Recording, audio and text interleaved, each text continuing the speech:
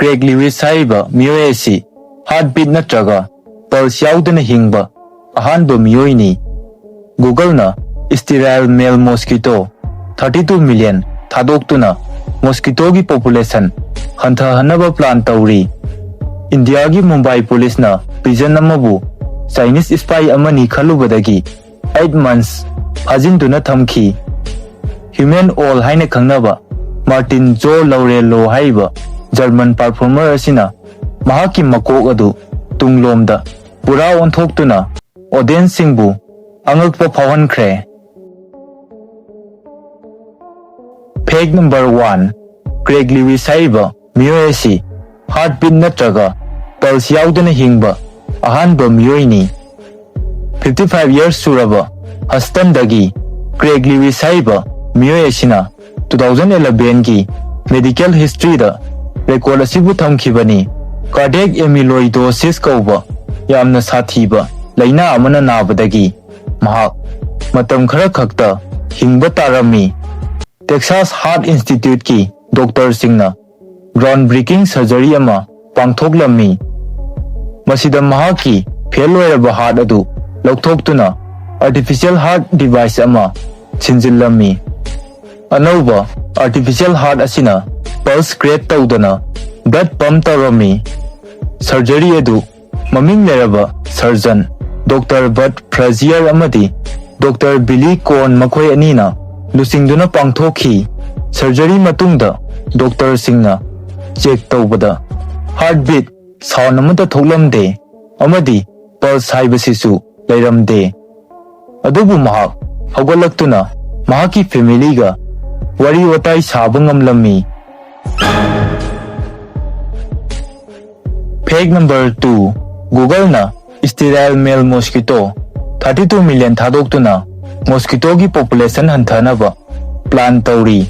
Google gi parent company Alphabet na California amadi Florida da West Nile virus amadi St. Louis encephalitis kumba kangna sandokpa laina sing asibu thingnaba thawung asi tathanabagi damakta Environmental Protection Agency dagi approval launaba hotnari.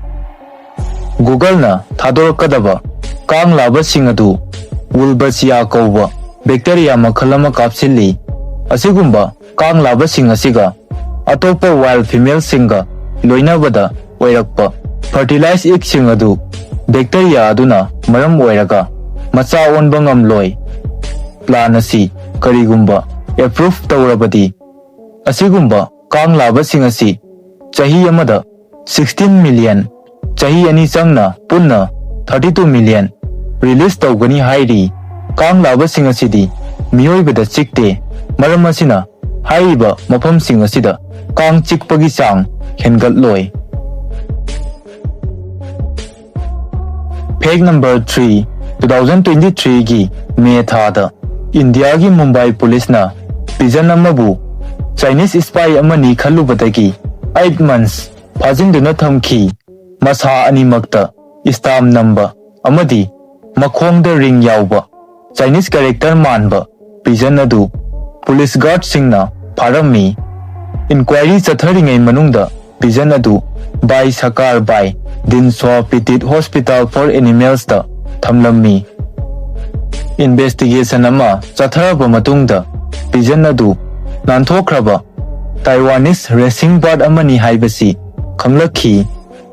Useg adugi health check tawaba matungda ningthijana thadokpikhi. Asigumba unusual oiba thawdo asi India gi border singda marak marakta thokpagi authority singi history da lay. Fake number 4 Chinagi Shadowless Shadowless search asi stunning design amadi manungda mami tadaba sigidamak maming chatli. Search asi Shanghai Daswan architect singna design tawbani. Masi Central Chengdu gi south lomda 55 kilometers chatlaga Maison City da lay. Masi white aluminum square tube na 65 square meters pak chauna saba church amani.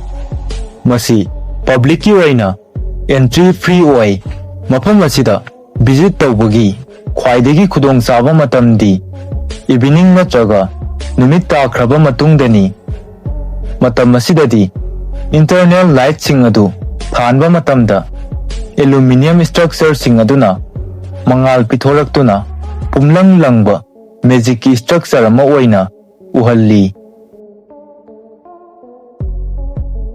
Page number 5 human all haina khangnaba Martin Jor Laurelo haiba German performer sina mahaki makok adu tunglomda pura onthoktuna audience singbu angakpa phawhankhre mahaki punsida chahi ahum mapung phana mahaki makok adu 120 degrees sena tunglomda leithoktuna miyamda mai pakna utpa ngamkhre ningsingba yabadi mahaki makok tunglomda pura leithoktuna beer thakpa ngamkhiba asini. 1930 da replace believe it or not na Laurelo bu hire tawkhi masigi auditorium da tunglomda straight oina yenglaga manglomda straight oina chatpa ngamba world da amatta ngairaba miyo edu mahangna advertise oina utkhi akhanaba practice tawrabadi miyoi khuding magna asumna tawba ngamgani haina Laurelo na phongdokhiba lei mahaki aroiba performance asi 1952 da oikhi masi mahangna heart attack na sigadaba chahi ahumgi mamangdani. Page number 6 Canada gi researcher singna second amada 156 trillion frames image capture tawba ngamba world gi khwaidagi yangba camera develop tawkhre technology asina light ki speed asi taptha anduna real life da plus amana second ama changdaba adu 20 second da taptha hanba ngamle camera asina doctor sing amadi researcher sing da biological tissue sing visualize tawhanduna ultrasonic medical treatment develop tawbada mateng pangba ngamle camera asi transparent object sing da mangalna phauduna chatpa phauba capture tawduna magnetic memory amati shockwave kumba ultra flash processing study tawbada sijinnaba yare camera asigi matengna scientist singna aikhoina uba ngamdaba corner kaya 3D da capture tawduna mayek sengna uba phangle. Page number 7 numidangi matamda mayek sengna unaba ayuk nungthilgi matamda mid nama khumjilabadi khumjilamba mid aduna pangthokpa matamda aikhoina amambada phauba sengna ugani hairi masigi real trick asi matam amada pirate singna sijinarami aikhoigi mid nama amambada unaba rhodopsin kauba light sensitive chemical sagatnaba matam darkar lei ayuk nungthilgi matamda oirakpa bright light na asigumba chemical sing asi manghalli minna ama khumjinbana light adu block tawi numidangi matamda su aikhoina light ta mai onsinba matamda minute ama khaktang minna ama uisilabadi uisilamba mid aduna pangthorokpa matamda hanadagi hena mayek sengna ugani hairi adum oinama matam sangna minna ama uisinduna natraga khumjinduna thamlabadi eye strain dryness amadi imbalance thohalakpa yai. Page number 8 Google employee singi manungda 14% di college amukta phauba attend tawdri wafamasi business insider interview amada hanagi Google HR chief Laszlo Bogna phongdokhibani Google gi co-founder Sergey Brin na asumna phongdokhi madudi Google na problem solving ability adaptability amadi real world experience tana hena priority pi educational qualification na oide.